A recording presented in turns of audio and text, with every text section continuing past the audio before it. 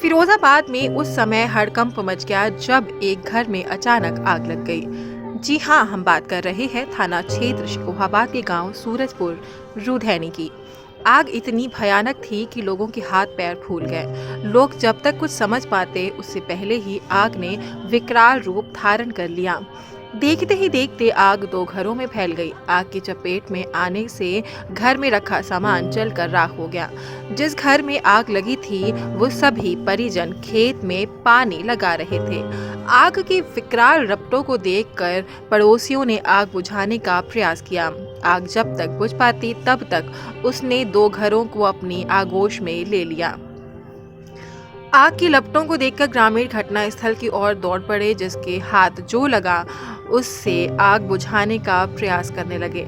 करीब आधे घंटे की कड़ी मशक्कत के बाद आग पर काबू पाया जा सका।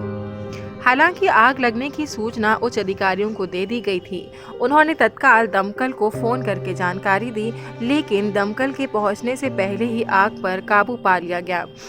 घर में आग कैसे लगी इसका अभी तक कारण पता नहीं चल सका है।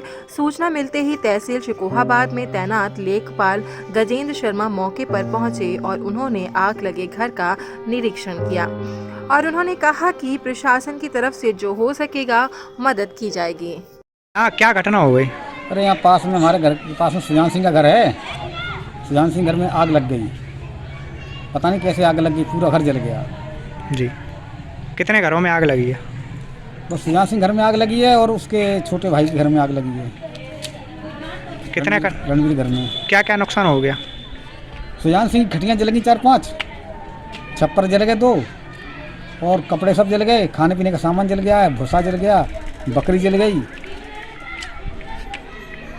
कुछ बचा ही नहीं। और पड़ोस में? पड़ोस में उनकी एक झोंपड़ी जल गई है, छत पर रखी थी रणवीर की, और खटियाँ 2 जल गई उनकी, कपड़े जल गए उनके भी, सूर्या प्लेट जल गई है।